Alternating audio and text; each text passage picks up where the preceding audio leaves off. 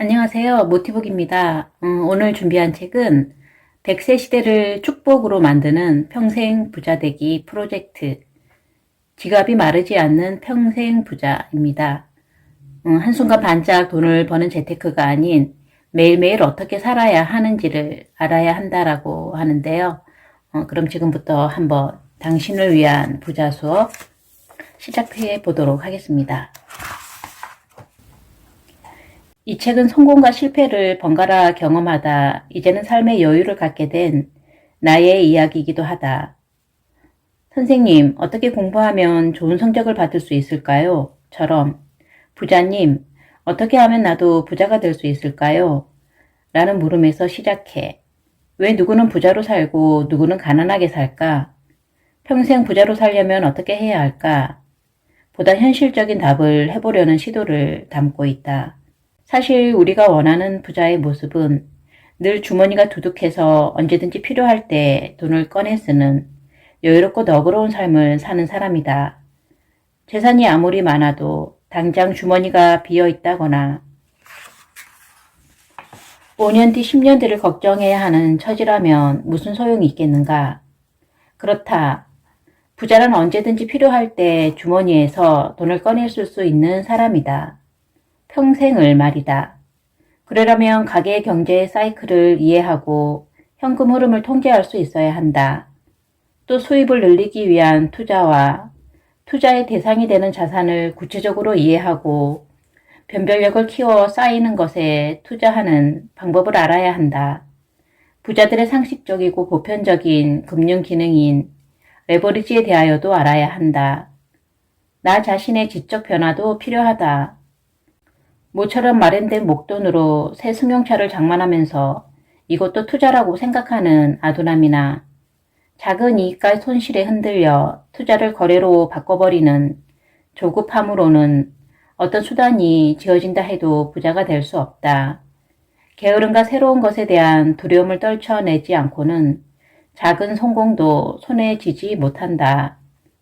변화가 성공의 시작이기 때문이다.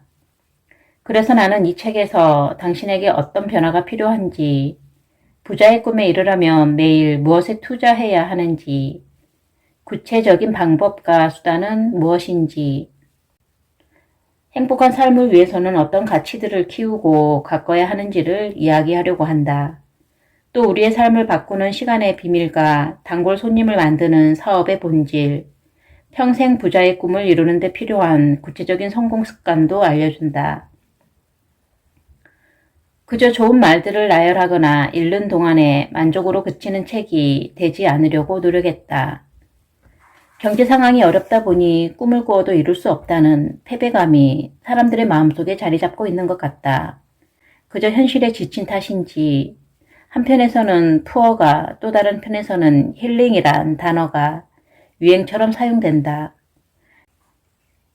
살아온 날들보다 살아갈 날이 더 많은 100세 시대에 그저 시간을 보내는 대신 당신은 더 나은 삶에 대한 의지와 가능성을 보여줄 것이라 믿는다.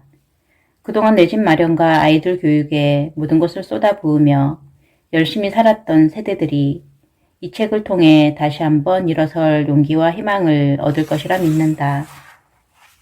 모든 성취와 결과에는 시간이 필요하다. 꿈과 목표에 다가서는 과정은 계단을 오르거나 장거리 마라톤을 하는 것처럼 차근차근 진행되어야 한다. 평생 부자의 꿈을 꾸는 당신에게 이 책이 새로운 문을 여는 열쇠가 되기를 바란다. 넉넉하지 않은 형편에 적은 돈이라도 생기면 쓸 곳, 즉 소비를 먼저 생각하는 것은 어쩌면 당연한 일이다. 우리는 큰 돈이 생겨야 비로소 투자할 곳을 찾아 더 크게 불리고 싶어 한다. 그런데 살면서 예기치 않은 큰돈이 생길 가능성은 얼마나 될까? 거의 없다고 해도 무방할 것이다. 상황이 이러한데 적은 돈이 생길 때마다 써버린다면 언제 투자를 하고 돈을 불려 금전적인 여유를 찾을 수 있겠는가? 우리는 큰돈을 가진 사람을 부자라고 부른다. 사람들은 큰돈이 생겨야 비로소 투자를 생각한다 했으니 큰돈을 가진 부자들은 늘 투자를 생각한다고 해도 맞는 말이 아닐까? 계층 아동의 사다리의 저자인 미국의 교육학자 루비 페인도 빈곤층에게 돈이란 소비하는 것이고 부유층에겐 보존하고 투자하는 것이라고 지적한다.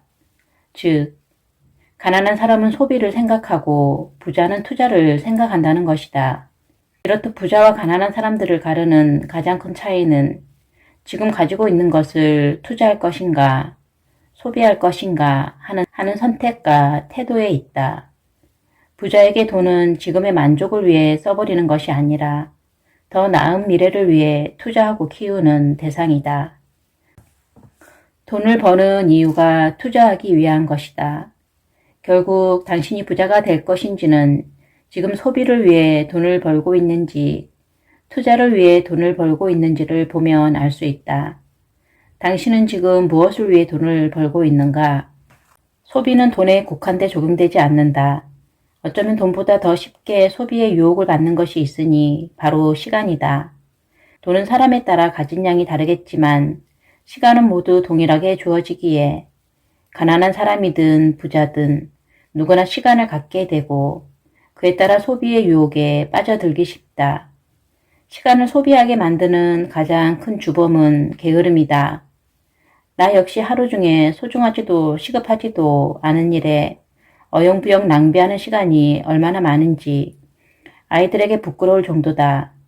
진정한 게으름은 할 일이나 결정을 자꾸 뒤로 미루는 것이라고 하지만 미루어 얻어낸 시간마저 낭비해버리니 망설임과 게으름은 시간 도둑이라 할 만하다.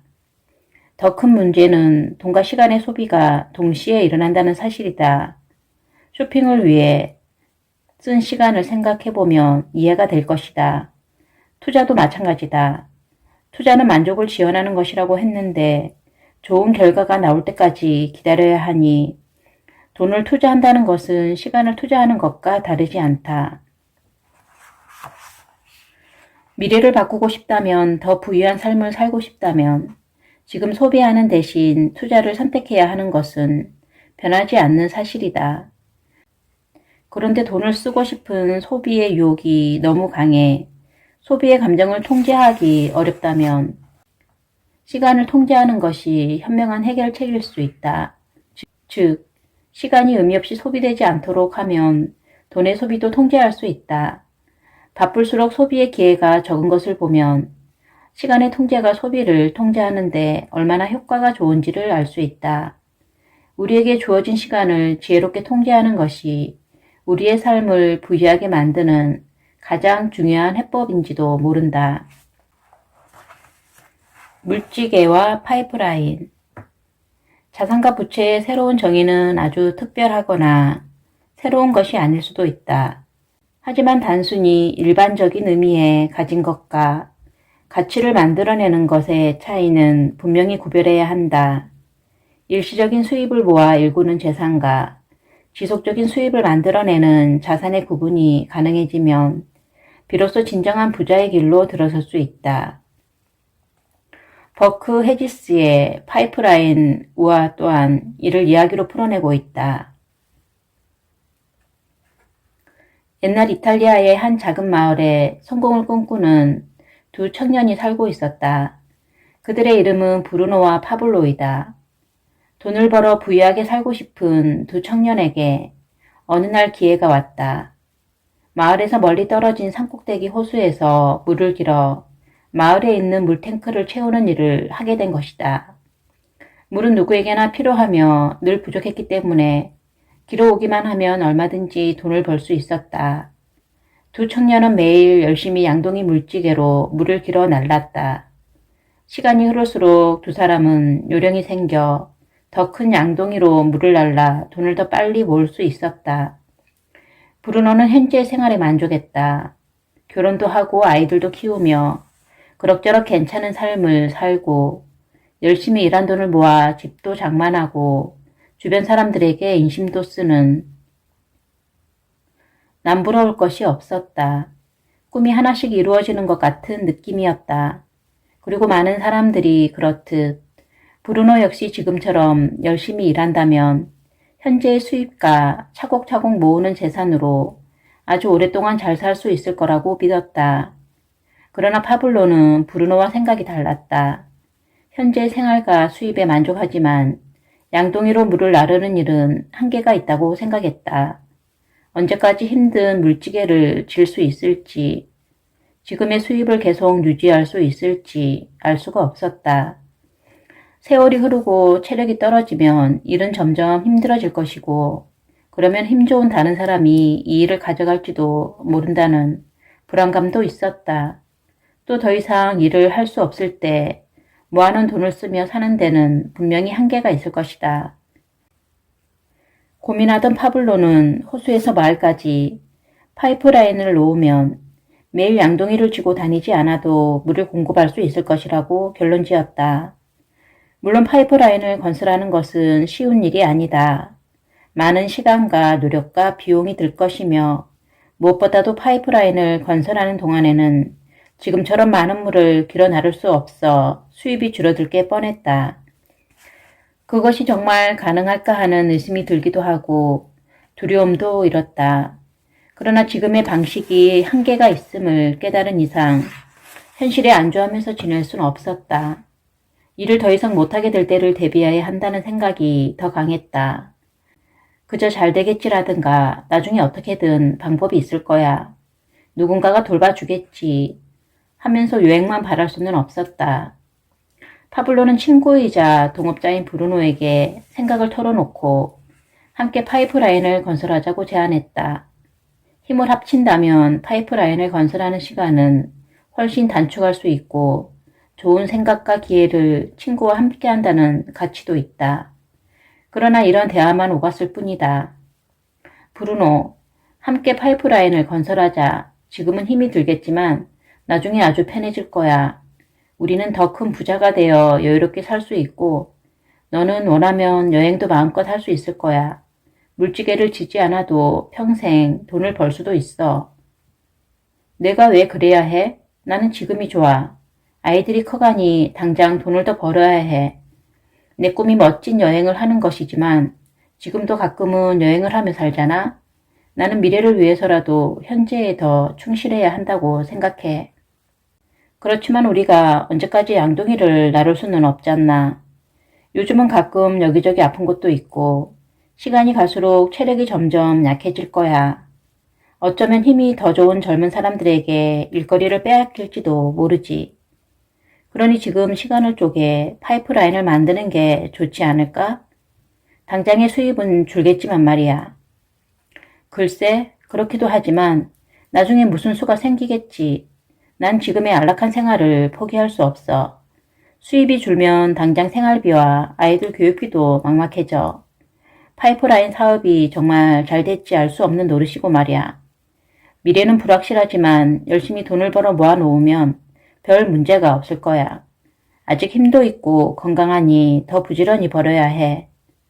결국 파블로는 혼자서 파이프라인을 건설하기 시작했다. 그동안 모은 돈을 투자하고 잠자는 시간과 물지개 지는 시간을 줄여가며 파이프라인 건설에 힘을 쏟았다.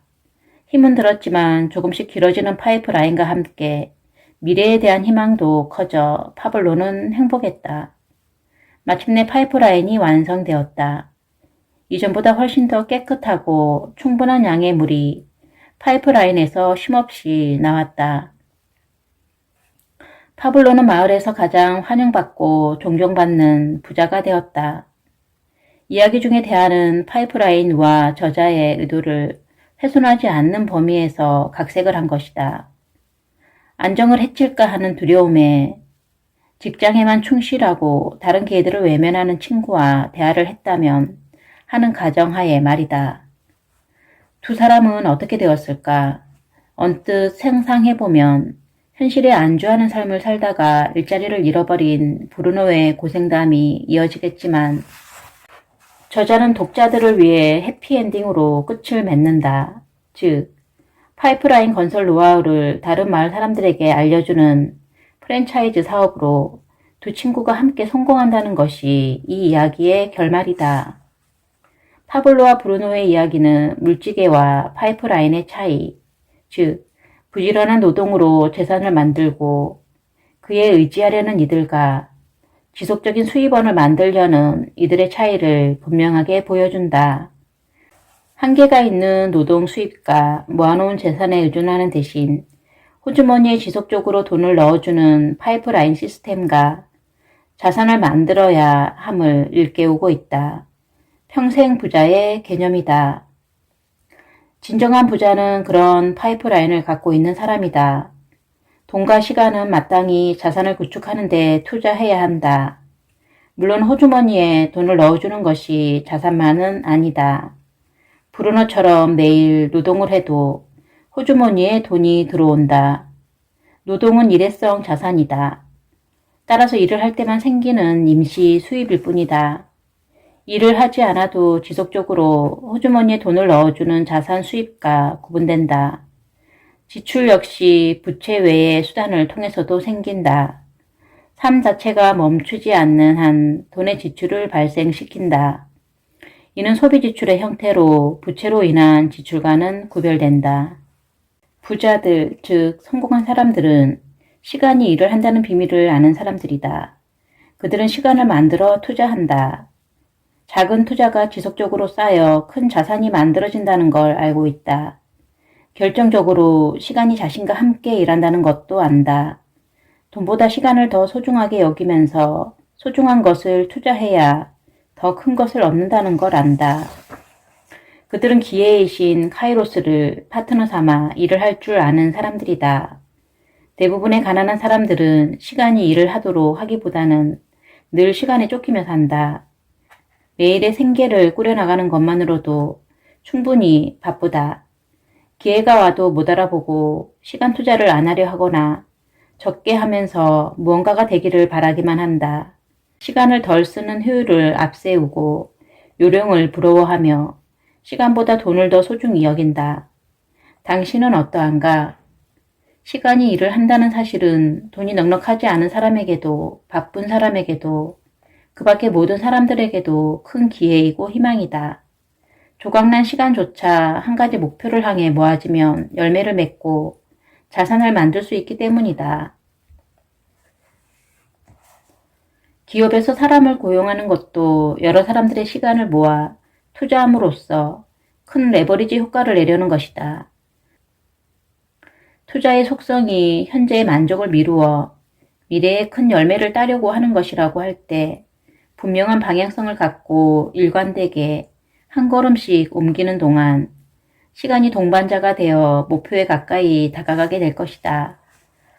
따라서 돈이 일을 하게 하라고 했지만 시간이 일을 하게 하는 것, 기다릴 줄 아는 것이 더 중요하다. 돈이 일을 하게 만드는 것도 시간이기 때문이다. 사람들이 돈을 투자하면서 충분한 시간을 함께 투자하지 않는다면 또는 기다려주지 않는다면 돈이 따라오지 않거나 이미 투자한 돈도 잃게 된다. 돈이 충분치 않아도 시간을 충분히 투자하면 무엇이든 만들어낼 수 있다. 말콤 그래드웰은 아웃라이어에서 성공의 조건으로 때와 함께 충분한 시간 투자가 필요함을 여러 성공 사례들을 인용해 증명하고 있다. 어떤 일이든 성공자의 위치에 서려면 재능이나 요령 이전에 일만 시간의 투자가 필요하다고 그는 강조한다. 성공하고 싶고 부자가 되려는 사람에게 중요한 지침이다.